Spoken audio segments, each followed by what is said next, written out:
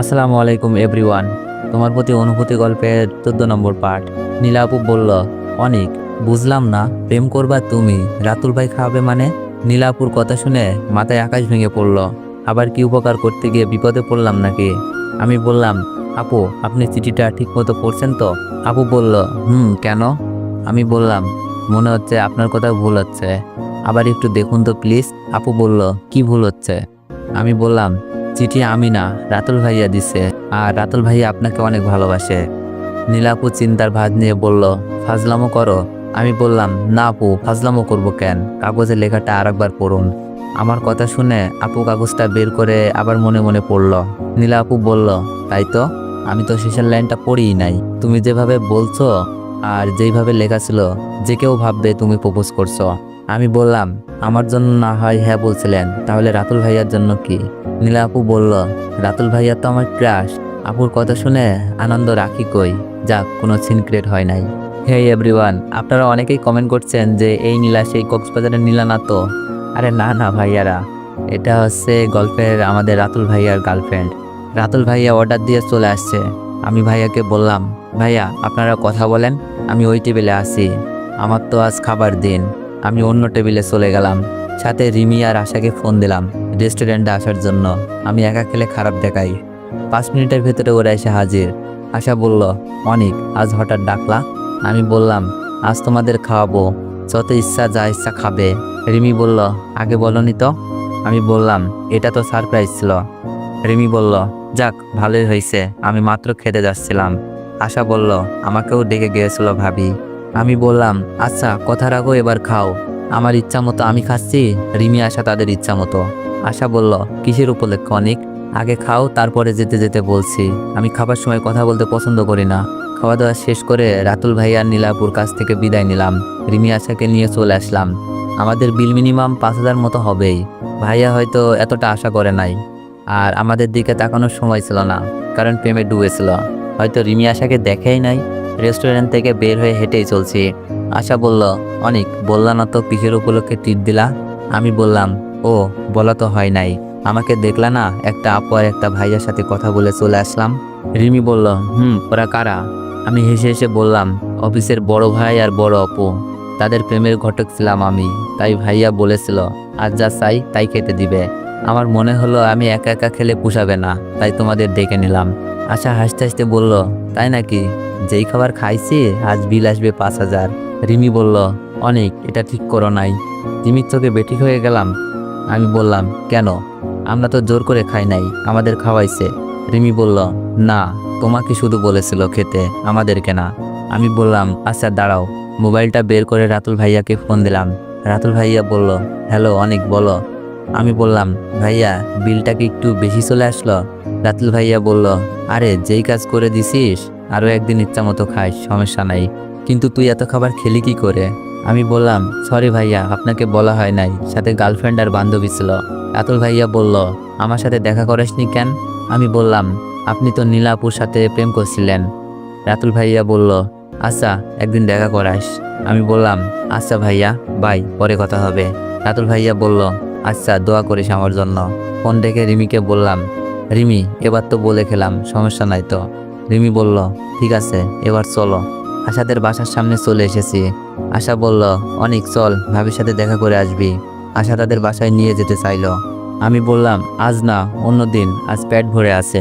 আশা বলল, তোরা তো দেখা করবি, খেতে কে বলছে? শুধু দেখা করলে হবে? আচ্ছা যা, কাল দেখা করব, অনেক রাত হয়েছে। আশা থেকে বিদায় নিয়ে বাসায় চলে আসলাম। ফ্রেশ হয়ে ঘুমাতে গেলাম।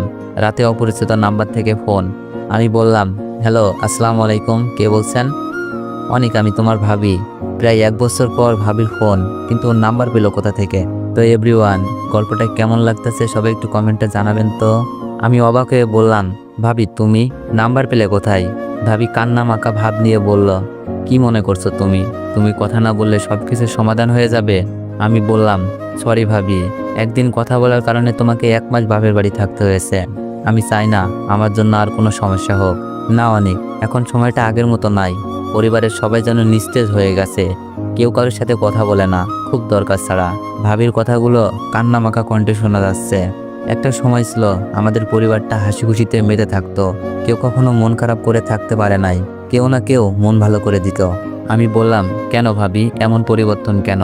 কথাটা বলতে চোখ থেকে কয়েক ফোঁটা পানি গড়িয়ে পড়ল।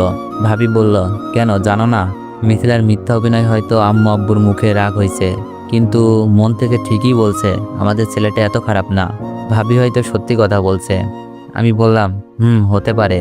আম্মু কেমন আছে আর আব্বু? ভাবি বলল, আম্মু শরীরটা তেমন ভালো না, আজই ডাক্তার দেখিয়ে আসলাম, প্রেশার বেড়ে গিয়েছিল। ভাবির কথা শুনে আম্মুর জন্য মনটা কেঁদে উঠল। কান্নামাখা কণ্ঠে বললাম, আম্মুর যত্ন নিও আর আব্বুর খেয়াল রাখো। ভাবি বলল, অনেক বাসায় চলে আসো, হয়তো সবাই তোমাকে মেনে নিবে। আমি বললাম, না ভাবি, মেনে নিলেও মিথ্যা অপবাদ নিয়ে বাসায় যাওয়া সম্ভব না।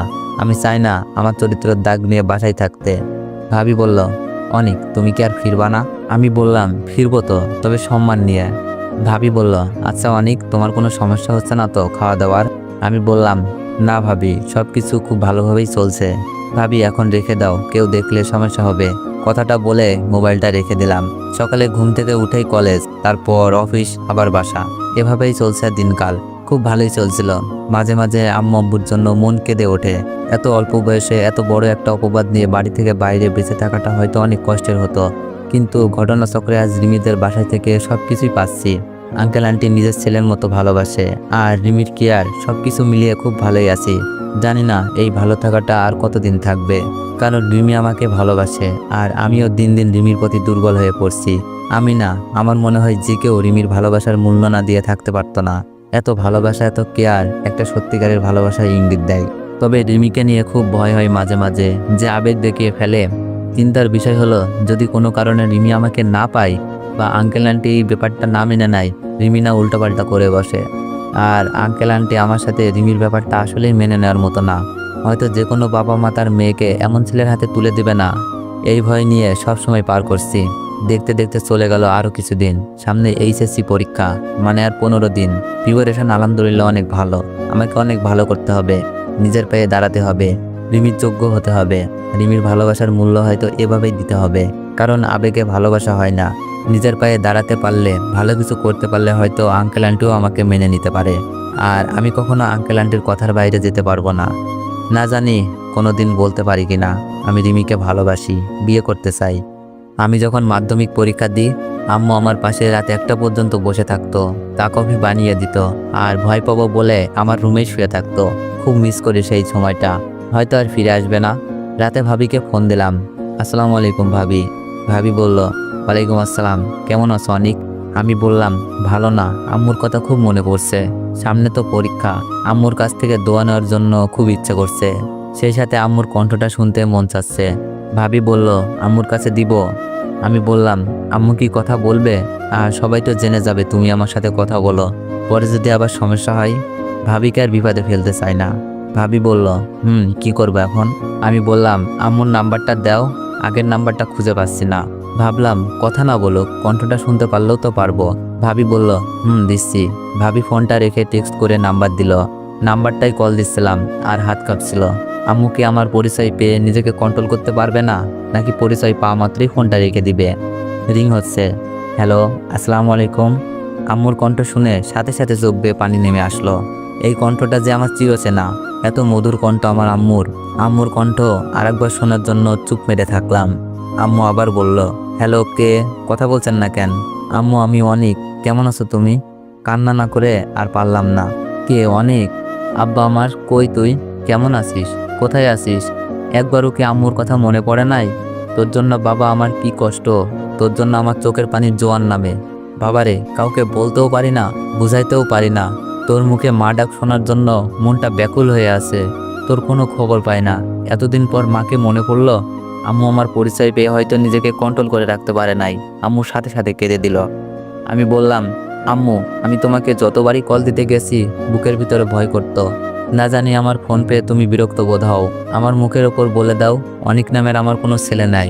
আমার ছেলে মরে গেছে। মাগো, সহ্য করতে পারবো না।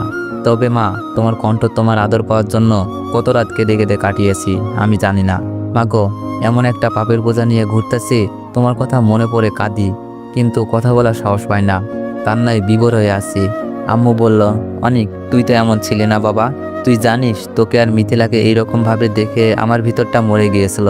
আমি ঠিক মতো ঘুমাইতে পারি নাই। রাতে স্বপ্নে কান্নার আওয়াজ পাই। তোর কণ্ঠের মতো বলে, মা আমি এমন করি নাই।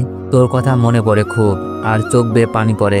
বাবারে, এমন জঘন্য কাজটা তুই কি করে করতে পারলি? আম্মু কান্না করছে, খুব ভালোভাবেই বুঝতে পারছি। আম্মু আমি এমন বলতে গিয়ে আটকে যাই, কারণ প্রমাণ নাই। সব বলে যখন দিব তো কেন এত ত্যাগ? আমি বললাম, আম্মু আমাকে মাফ করে দাও। জানি আমার এমন কাজে তুমি কষ্ট পাইছো। মাগো, আমিও আমার ভুল খুব ভালোভাবেই বুঝতে পারছি। খারাপ নজরে কোনো মেয়ের দিকে তাকাইও না। আম্মু আমার জন্য দোয়া কইরো, সামনে আমার পরীক্ষা। কান্না করছি আর মিথ্যাটা মিল রেখে বলছি। আম্মু অবাক হয়ে বলল, কিসের পরীক্ষা? তুই কি এইচএসসি দিবি? আমি বললাম, দিব তো। বাসা থেকে চলে আসার পর একটা বাচ্চাকে অ্যাক্সিডেন্ট থেকে বাঁচাই। আমার পা ভেঙে যায়। 1 মাস হাঁটা চলা নিষেধ ছিল। কোথায় যাবার নাই, দেখে আমাকে আশ্রয় দিল। আমার সেবা যত্ন করলো। আমাকে কলেজে ভর্তি হতে বলল। সেই সাথে চাকরিও দিল। আন্টি আঙ্কেল অনেক ভালো, আমাকে অনেক আদর করে। আম্মু বলল, বাবা দোয়া করি, কিন্তু আমাকে একটা সত্যি কথা বলবি? আমি বললাম, বলো আম্মু। তুই কি সত্যি মিথিলার সাথে এমন করেছিলি? আম্মু আবার কেঁদে দিল, হয়তো না শব্দটা শুনতে চাচ্ছে। আমি বললাম, আম্মু এখন এসব বলার সময় না। কোনো একদিন হয়তো সবকিছু শুনতে পাবা। তবে একটা কথা বলি, আব্বুকে বইল না আমি ফোন দিয়েছিলাম। আব্বু অনেক কষ্ট পাবে। রাখি মা, আর আমার জন্য কেঁদো না। খুব ভালোই আছি। আর কোনটা সত্য কোনটা মিথ্যা সব তো চোখের সামনেই দেখলা। কথাটা বলে ফোনটা রেখে দিলাম। পরীক্ষা চলে আসলো। আম্মুর সাথে মাঝে একবার কথা হয়েছিল। আম্মু শুধু সত্যটা জানতে চাই। হয়তো ভাবি সবকিছু বলে দিছে, আর আম্মুর মনে সেগুলো জায়গা করে নিছে। আর আম্মু যে আমার কণ্ঠ স্বপ্ন শুনতে পাই, কেন জানেন? এটার একটা বৈজ্ঞানিক ধারণা আছে, না বলি। খুব ভালো লাগছিল আম্মু আমার প্রতি এমন ধারণা করার জন্য। পরীক্ষা দিচ্ছি, খুব ভালোভাবেই পরীক্ষা শেষ করলাম। প্রতিটা পরীক্ষায় অনেক ভালো দিয়েছি। এখন শুধু রেজাল্টের অপেক্ষা। ফ্রি টাইম পার করছি। পরীক্ষার পর আসা আমি আর রিমি অনেক জায়গা থেকে ঘুরে আসি। রুমে শুয়ে আছি। আন্টি আমাকে বলল, অনেক বাবা তুমি একটু বাসায় থেকো। রিমির মামাতো ভাই জাপান থেকে আসছে, আমরা রিসিভ করতে যাচ্ছি। রিমির মামা? কেউ কোনোদিন বলে নাই রিমির মামা আছে। রিমি তো বলছিল রিমির মামা নেই। তাহলে? আন্টি বলল, ও তুমি অবাক হচ্ছ?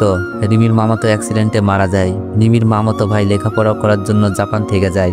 অনেক বড় চাকরি করে সে। আন্টির কথা শুনে বুঝলাম মামা মারা গেছে, তাই না বলেছিল রিমি? আমি বললাম, আচ্ছা আন্টি রিমি যাবে? আন্টি বলল, রিমি তো অবশ্যই যাবে। রিমির সাথে হৃদয়ের বিয়ে। রিমি যাবে না? আন্টি এটা কি বললা? মন খারাপ করে বললাম, বুঝি নাই। রিমির বিয়ে কবে? আন্টি বলল, রিমি এখনো জানে না। তবে আমার ভাইয়ের সাথে ওদের বিয়ে অনেক আগেই ঠিক করে রেখেছি। লেখাপড়া শেষ করার জন্য অপেক্ষায় ছিলাম। হৃদয় আসার কয়েকদিনের মধ্যে বিয়ের কার্যক্রম শুরু করব। রিমি তো কোনো কিছুই বলে নাই। ভেতর থেকে কান্না বেরিয়ে আসছিল। রিমি কেন আমাকে মিথ্যে ভালোবাসলো? আন্টি বলল, না রিমি কিছুই জানে না, তবে রিমি হৃদয়কে অনেক ভালোবাসে। আন্টি হাস্যোজ্জ্বল মুখ নিয়ে চলে গেল। আমার চোখ বেয়ে পানি পড়ছে, সাথে নানান প্রশ্ন। তো এভরিওয়ান, নেক্সট পার্ট চাইলে একটু বেশি বেশি কমেন্ট করেন, আর একটু বেশি বেশি কপি লিঙ্ক করে দিও। আর যারা যারা ইউটিউব থেকে ভিডিওটি দেখছেন সবাই একটু সাবস্ক্রাইব করে দিও। আর আমার টিকটকের রিয়েল আইডি হলো এমআর দীপু হোসেন।